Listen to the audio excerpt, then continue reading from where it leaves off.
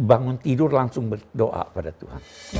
Ya, kalau subuh bangun tidur, alhamdulillahilladzi ahyana ba'da ma amatana wa ilaihil nusyur. Itu kan doanya.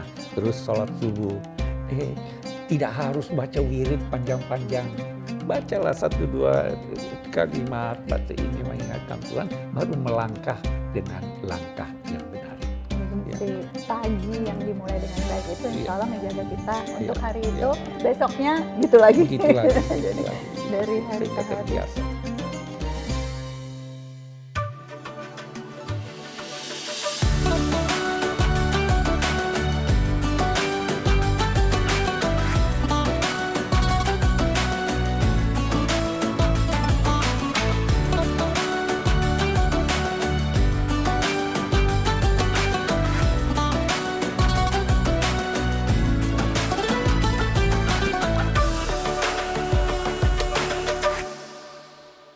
Assalamualaikum warahmatullahi wabarakatuh. Terima kasih teman-teman yang sudah selalu mengikuti Tafsir Al-Misbah Hidup Bersama Al-Quran. Banyak sekali komentar, banyak umpan balik yang selama ini kita sudah dapatkan. Dan hari ini lagi-lagi bersama Abi Quraish Shihab, bersama Fathi Ahmad Assegaf, kita akan diskusi soal naik turunnya semangat beribadah. Siapa yang selalu semangat dalam beribadah? Gitu. Kayaknya kata selalunya ini kayaknya nggak mungkin ada yang angkat tangan ya. Kalau dibilang selalu nggak, selalu semangat. Enggak. Naik turun. Naik turun. Oh, bahkan Abi pun naik turun. Oh, semua orang bisa Ya naik Allah, turun. baru tahu Ya, ini. Jadi, hanya turunnya mudah-mudahan tidak sampai di ya, beda. Mungkin turunnya Abi itu udah naiknya Ella beda kurva, beda grafik. Tapi yang kadang-kadang bikin aku berpikir gitu ya, kadang-kadang tuh ini tuh lelah fisik, emang lagi capek atau memang apa ya, kayak memang lagi turun iman, lelah beribadah atau apa, itu kadang-kadang masih suka bingung juga sih, kayak dalam proses refleksi diri gitu. Kalau Fatih ngerasain gimana, Iman? Iya, memang merasanya naik turun gitu, dan ya beda waktu memang. Mungkin pada saat Ramadan ini semangatnya ya naik, Lagi naik, terus setelah ya? itu turun gitu ya. Ada satu hal. Gimana, Bi? Gitu. Gambarkanlah perjalanan iman itu 10 tingkat sampai tingkat terakhir. Oke. Gitu. Tingkat paling bawah itu yang paling buruk. Oke. Kita harapkan kalau naik turun ya antara 7, 6, jangan sampai 5. Ya toh. Jadi kalau bisa kita meningkat sampai tingkat 9, 10 mungkin terlalu ideal. Ya toh. Oke deh. Kita harus tahu bagaimana cara kita naik. Nah, itu yang paling penting tuh. Jangan Ya sampai toh. kita nggak sadar terus akhirnya Terus malah turun anjlok. terus. Iya toh. Jangan kita tidak tahu menekan lift nomor berapa nih, terus anjlok. Nah, itu yang harus kita ketahui. Mengetahuinya itu dengan melihat apa faktor-faktor yang bisa mendorong kita ke atas dan apa faktor-faktor yang bisa mendorong kita ke bawah. Karena pada prinsipnya semua kita bisa mengalami naik turun. Betul. Nah, itu. Ya, Apa aja tuh, Bi? Faktor-faktor yang bisa mendorong kita ke atas? Yang dan apa? banyak. Abi mau berkata kepribadian. Ada orang udah acuh. Menggampangin. Faktor lingkungan.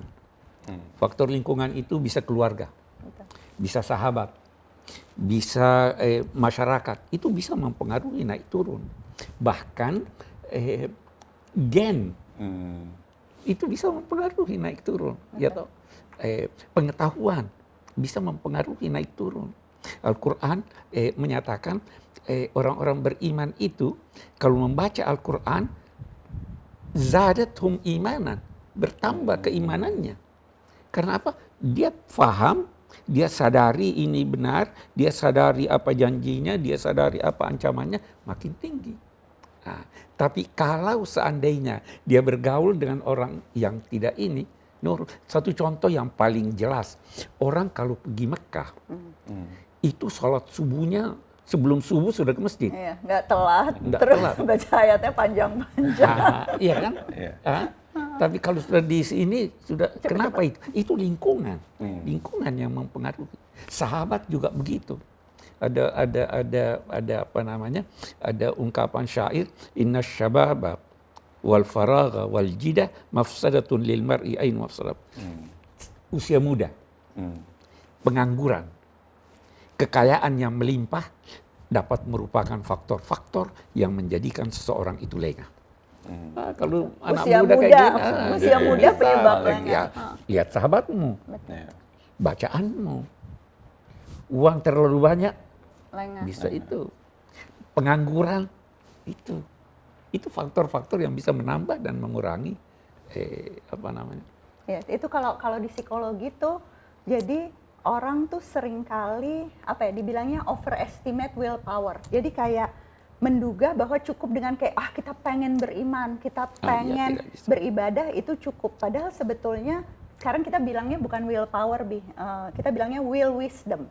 Jadi Wisdom, iya. punya kebijaksanaan termasuk untuk melihat bahwa kalau kita sendiri tuh nggak mungkin, kita tuh harus didukung gitu ya, harus disokong oleh lingkungan yang Lingkungan kita. baik, harus disokong oleh yang memang milih bacaan yang benar gitu, yang makin menguatkan keimanan dan Iya. seterusnya. Fatih ada pengalaman nggak, Fat? Atau pandangan, atau itu deh yang dibaca di Tafsir Al-Misbah, ada ayat yang spesifik ngebahas ini nggak sih, Kak? Soal Ada ayat dari surah Hud ayat 112 judul. Terjemahannya, maka konsistenlah sebagaimana telah diperintahkan kepadamu dan juga orang yang telah tobat bersamamu. Wastaqim kama umirta ya. Maka ya, konsisten. Nabi menjelaskan konsistensi itu dalam bentuk apa yang diistilahkan wasatiyah. Moderasi. Jangan mau terlalu bagus sampai melampaui batas, tapi jangan sampai juga moderasi lah. Gitu. Jangan melampaui batas. Oh, mau wudhu lebih dari 3-4 kali, ini kan banyak air nih. Itu tidak boleh. Oh, tidak mau berwudhu, itu juga tidak. Ada moderasi. Islam ini moderasi. Ya toh? Itu yang bisa menjaga konsistensi kita, sekaligus bisa meningkatkan pengamalan agama kita. Dan itu dalam hidup kayak gitu sih. Maksudnya kayak kita kalau lari aja, Kak, daripada kayak lari mungkin 40 kilo sebulan sekali gitu ya, mungkin lebih baik lari 5 kilometer tapi setiap hari gitu ya, atau seminggu 3 kali. Kerasa kan, Kak, renang juga gitu ya? Terasa, Kamu ya. waktu Ya, jadi memang waktu renang juga yang paling penting ya soal konsistensi setiap hari, setiap pagi gitu berlatih renang dan sebagainya. Mungkin judo itu beragama sama ya seperti olahraga. Iya, sama begitu. Pembiasaan itulah yang meningkatkan. Karena kalau sudah terbiasa ini sudah mudah. Kita tinggal. Tapi satu yang diingatkan, jangan paksakan diri. Ya toh? Jangan paksakan diri. Bersahabatlah dengan diri Anda dengan membiasakan hal-hal baik. Dan jangan mengecam diri. Oh, saya tidak begini. Iya, karena kalau kita kayak ngecam diri, mempermalukan dan sebagainya, itu nggak meningkatkan motivasi dalam teorinya. Itu malah membuat kita yang kayak, ya udah deh, hopeless, sudah nggak akan mungkin tercapai target kita. Emang udah nggak akan mungkin bisa lari dan sebagainya. Kalau Ella ya sehari-hari tuh teman-teman yang aku lihat banget nih contoh konsistensi nih ya, selain ibadah, di Abi tuh nulis sih. Nulis Abi setiap pagi sampai siang itu, sebelum makan siang tuh duduk nulis. Itu kalau Elang lihatnya tuh ya ada ide, nggak ada ide, mood apa nggak mood gitu ya. Pokoknya ya memang punya rutinitas waktu, duduk dan nulis. Ibadah tuh kan juga gitu kan, Ya, bukan itu soal lagi mood sholat, lagi nggak mood sholat gitu ya, lagi mood baca Quran, lagi nggak mood. Tapi kalau kita biasakan, kita konsistenkan, kita terpanggil untuk itu. kita dan akhirnya kita rindu sih, gitu nggak sih, Kak? Iya. Akhirnya rindu kayak. Jadi rindu, jadi ada rasa hampa yang perlu feel dengan aktivitas itu gitu. Iya. Yang banyak salah tuh kalau dari pengalaman Ella juga, Bini, orang tua nih. Sering banget yang bilang, wah kan katanya Pak Quraisy, katanya Pak Quraisy nih. Katanya Pak Quraisy itu nanti tuh agama tuh apa ya, ibadah tuh nggak boleh dipaksakan. Nih, salah nih ya, nggak boleh dipaksakan karena nanti akan muncul kebutuhan.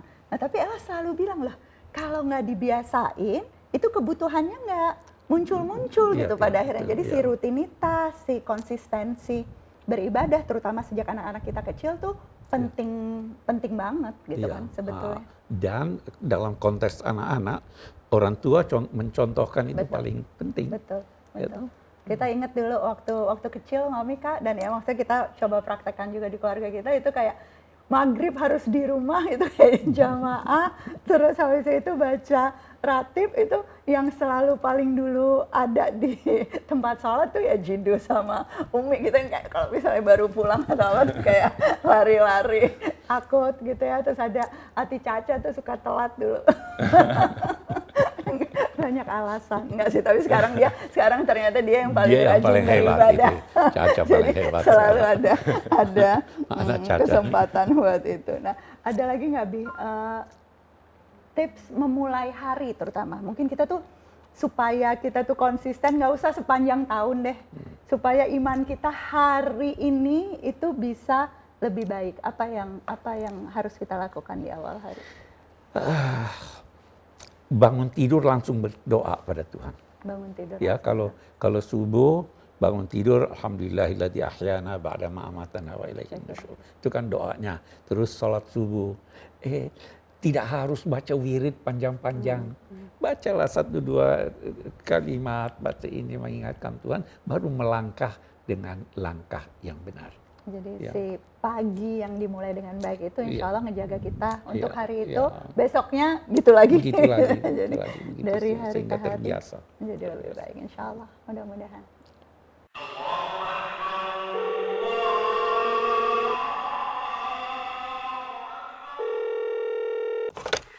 Assalamualaikum Mbak. Alhamdulillah proses klaim asuransi yang kemarin sudah selesai ya. Semuanya berjalan lancar. Terima kasih ya Mbak atas bantuannya. Waalaikumsalam Ibu. Sama-sama Bu. Menjaga amanah nasabah adalah prioritas kami.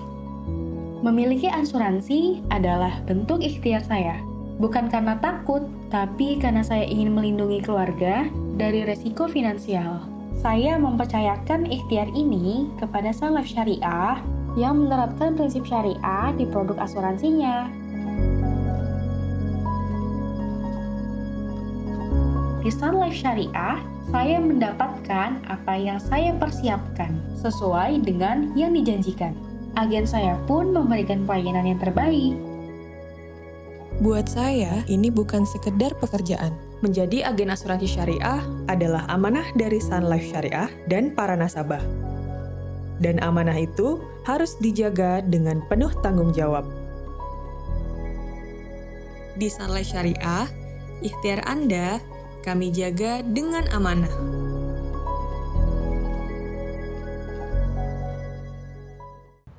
Jadi soal konsistensi ini, kalau misalnya kita masih belum sanggup melakukan yang sunnah, apakah cukup dengan yang wajib saja gitu Jidu? Iya, yang wajib harus, ya. kecuali kalau ada alasan yang membolehkan untuk tidak ya. Yang sunnah anjuran, hanya persoalannya begini, hubungan dengan Allah itu bisa bermacam-macam. Ada orang karena takut, ya, sehingga kalau tidak dilihat, orang yang berhubungan dengan seseorang yang karena takut, kalau tidak dilihat dia tidak ini. Ada Jadi orang cuma untuk menghindari hukuman aja gitu kan, menghindari sebetulnya. hukuman ya. Ada orang karena cinta. Ada orang karena ingin mendapat sesuatu. Imbalan. Kita beribadah boleh jadi, oh ini pahalanya sekian. Saya mau baca ini karena pahalanya lebih banyak. Ini pedagang dengan Tuhan namanya.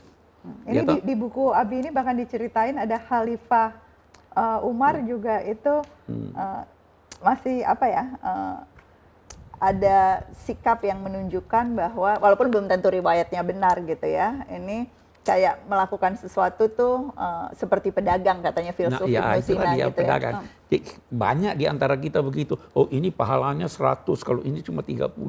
Hitung-hitungan. Hitung-hitungan. Itu boleh ya toh. tidak ada masalah itu. Tetapi harus diingat bahwa kalau pedagang itu harus berpikir apa yang paling dibutuhkan oleh masyarakat untuk dia jual. Nah, jangan sekarang ini misalnya pergi umrah atau bantu orang miskin, yang mana lebih penting.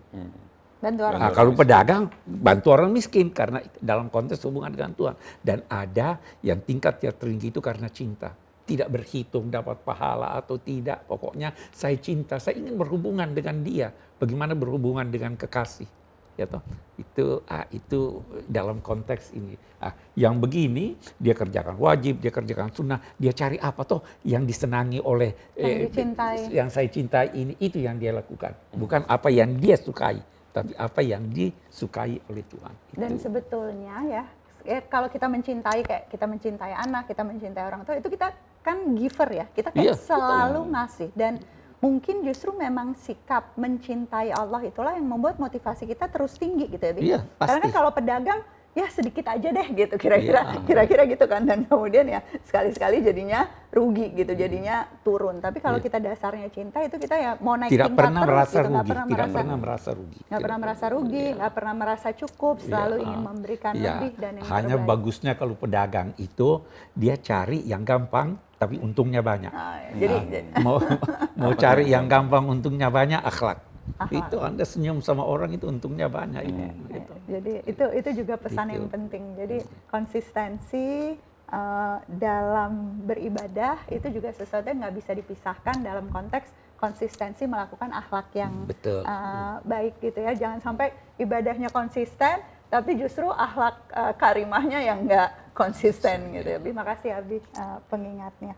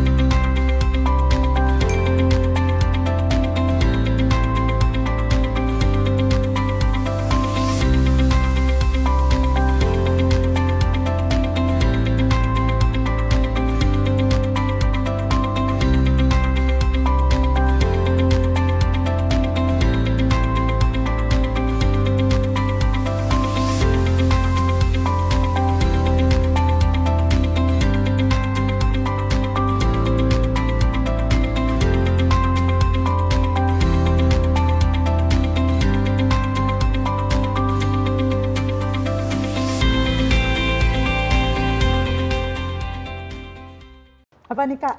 Ada catatan-catatan nggak kamu? Apalagi yang penting selain tadi?